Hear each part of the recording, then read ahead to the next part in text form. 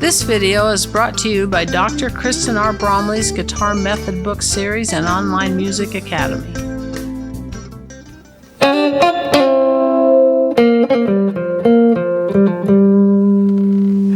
Hi, I'm Dr. Kristen Bromley. Welcome to my online academy. It's so great to have you joining me here in these online lessons. This is lesson 5 in this Saturday's series where we be jamming because we're working on soloing in the rock, pop, and blues styles. Now, so far in this series, we've learned how to play sort of the most common minor pentatonic scale form that we play on the guitar.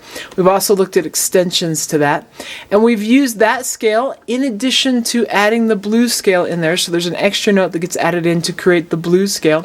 We've used that to improvise over a 12-bar blues in the key of A. We've used that to improvise over a chord progression in the key of A minor. And we've used that to improvise over sort of a rock vamp that uses power chords. So sort of a variety there in the different vamps or the different backing tracks, the different sort of accompaniment things that we might play over the top of. So super fun. If you haven't checked those lessons out, you're probably going to want to because we're going to build on that here.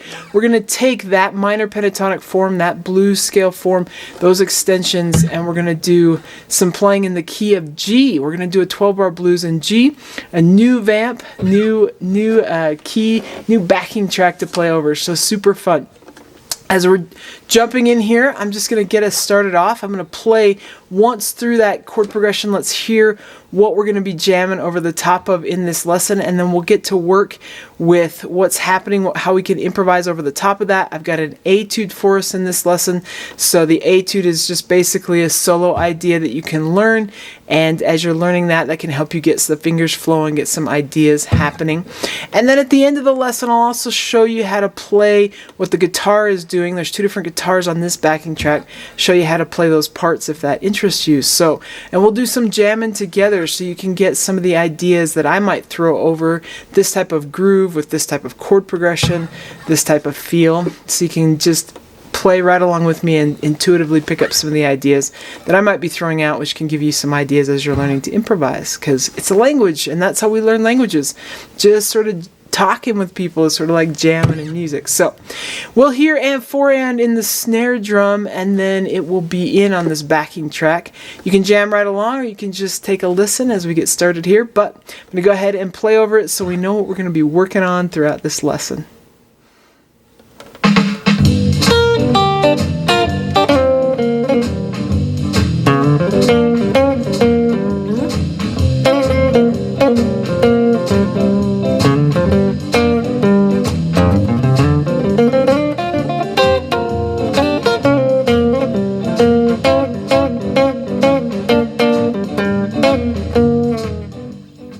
Okay, so with that introduction, let's go ahead and start working through some of these things.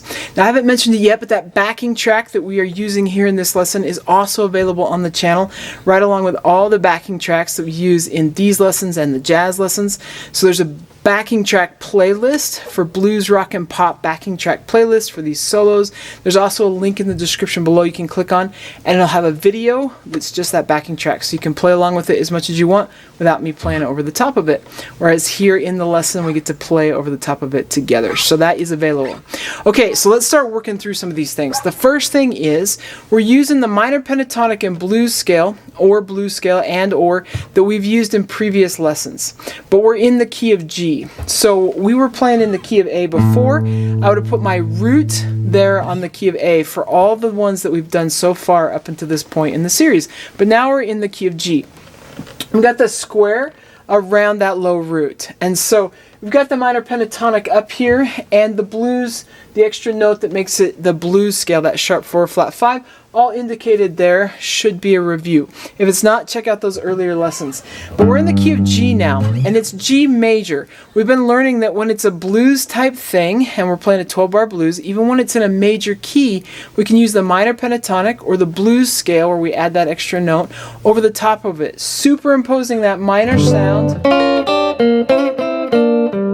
is where we get some of the blues sound over top of those major chords, which is pretty cool. So we are in the key of G, so I'm going to stick my index finger at that 3rd fret, and I'm going to play that scale with my index at the 3rd fret, because that is a G note on that 6th string. So I'd have the blues scale or the minor pentatonic if you just wanted to do that one.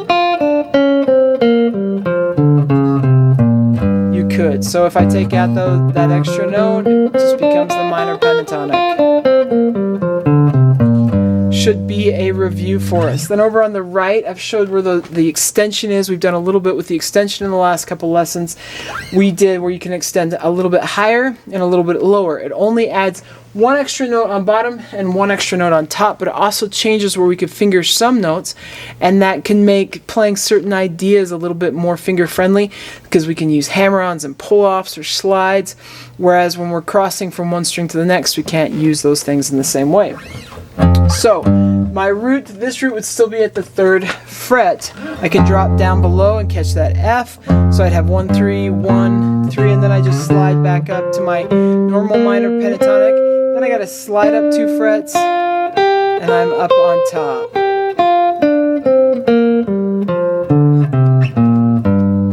We can throw in the blues notes if we want.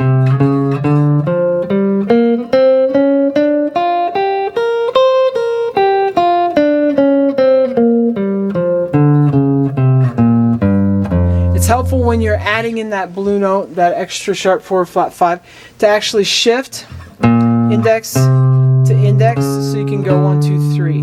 In the last lesson we would have learned how we can shift with the index finger or the ring finger, either one. But like I was going along, and if I shift with that ring finger, I had to shift twice, and that can break things up and not be as finger friendly. But when I shift with my index finger, I can just continue there. So those are the notes. That's a little bit of a review there. Now in this lesson, a lot of these lessons I do licks, or now we have an etude. An etude is just a written out solo, so it's got some ideas in it that can help you with getting your ideas flowing. So down in the description below, there is a link for a free copy of this sheet music in PDF format, and you're going to want to download that so you can play right along with me. So this is just a blues in G Etude, and it's just got some solo ideas turned into an etude that we can work on as you're learning to improvise. So it's written in both standard music notation and tablature. In the standard music notation, you'll see little inflections and so on thrown in there. So as we start off, I'm sliding in from fret 2 to 3. That's written in there in the standard music notation, whereas the tablature just shows the fingerings. So if you're just going to pick it up from me, that's okay.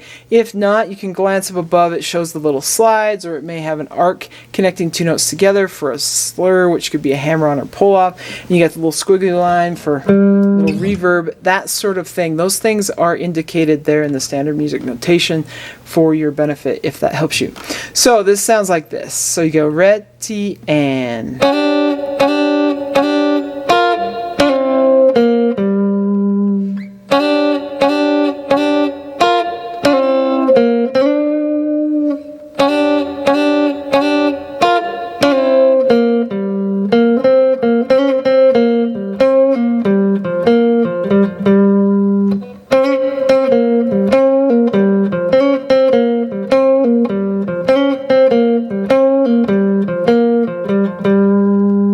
So that's how that sounds without anything under it.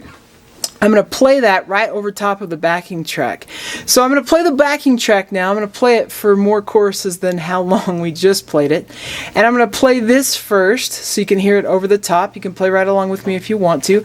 And then I'm just going to go ahead and improvise for a few choruses. We'll just jam together. You can intuitively pick up the things that I'm doing. You can back up and steal things. That's how we learn to do this. So it'll be super fun. And then as I mentioned, this backing track is available on the channel. There is a link in the description below for the video where you can just play over the top of that without me actually talking and playing. And you can also find all the backing tracks that are used for this series with the playlist that has got the blues, pop, rock, blues, rock, and pop. I don't know what order that is in the playlist title, but it's got those. It's got all those backing tracks together. So you can find that playlist on the channel. All right, we'll hear and 4 and in the snare drum, and we will be in. Let's do some jamming in the key of G.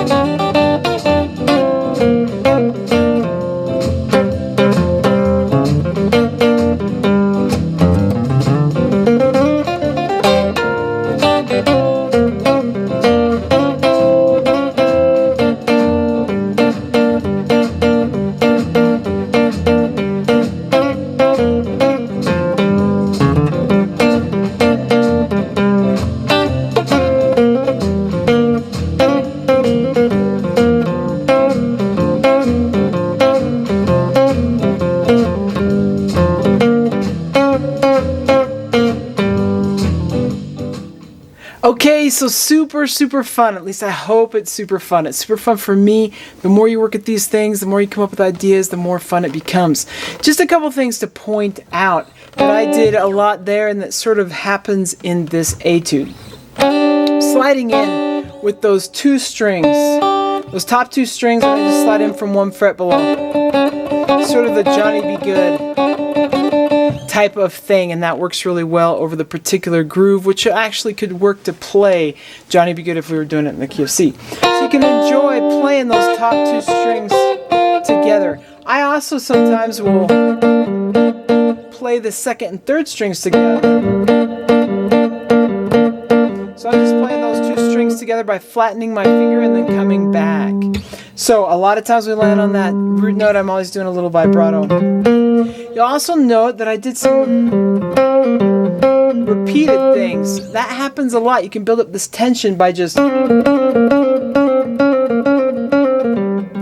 keeping a repeated thing going and then breaking out of it and resolving it. So those are some things that I did there, and I sort of built off of this etude, so the ideas that happen there. So hope that helps. Super fun. It's great to get going in the key of G. I'm going to go ahead now as we're finishing up with this lesson and show you how to do the accompanying part, if that's something that you are interested in.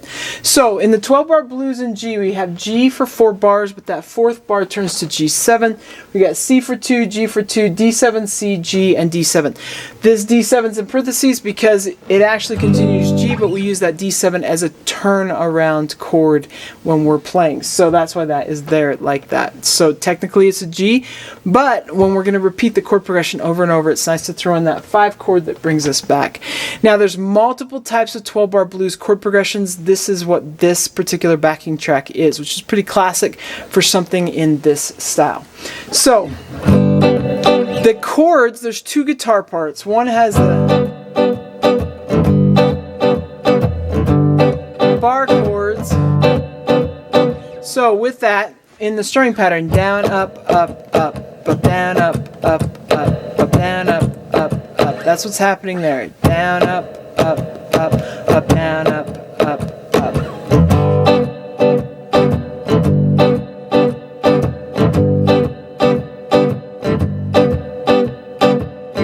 And that up, down, up. So in the left hand, there is the strumming patterns and principles series. I've gone over some of these types of techniques there, so that might be a series that would be of interest to you if you haven't seen it.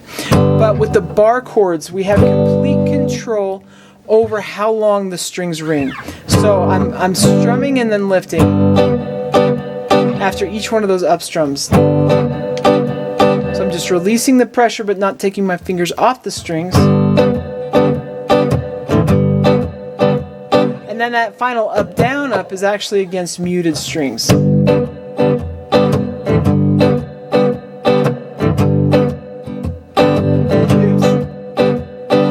So that's how that's going. Now we got a bar chord there. We got the bar at the 3rd fret of the strings, and then that root is on that 6th string. So that 3rd fret of the 6th string, and we get that root. I put the E chord shape in front of it. For that one, then I pull my pinky off for E7.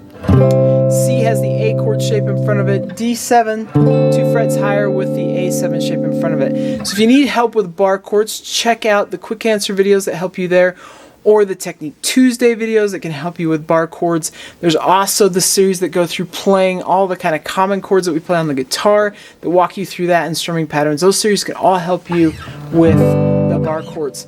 But we got the bar chords there. Now in the actual backing track, you mostly only hear the up, up, up, and that's because we got other parts going against it, so we don't always hear the other parts as well. But you got 1, 2, playing through this, you got 1, 2, ready, and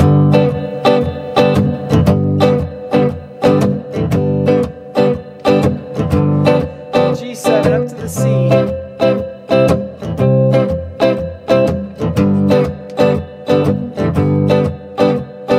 D7, C, and G. And then we can have that turnaround chord, and we can continue on and on. So that's one guitar part. The other guitar part is doing this classic boogie. Now on the sheet music that you have where you have the etude, there's an example of how to do this written out there in tablature for each of these 3 chords. But I'm going to basically play a power chord. My index finger is on that 3rd fret and my ring finger's on the 5th fret, and then my index is for G on the 6th string and my ring is on the 5th string. 6th string and 5th string. Then for C, I move everything up a string, and for D, I do as well. Then what I'm going to do is alternate with the major 6. And I'm going down, up, down, up, down, up, down, up. So my pinky has to reach 2 frets higher. Just like that. And then when I go to C, I'm just moving to C. Then you're going to go back to G.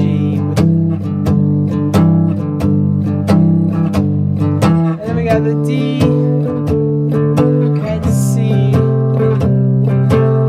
G, and the D. So 2 on each. You could do all down strums if you want to, but in this one there's kind of 2 ways to do this. One is to go 1 and 2 and then come back to the power chord. Also have 2.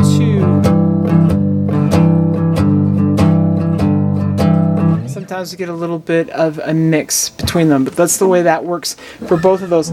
On that last bar going in from G to G7 and then going on to C, you can reach 1 higher if you have the reach for it. So you got the normal and then go up an extra fret. So that's going to be two frets in between that ring finger. Got to reach all the way up. In this case with G, up to the 8th fret there, just like that. So I'm going to play through this a little faster to get it happening. You got 1, 2, ready. We got the G.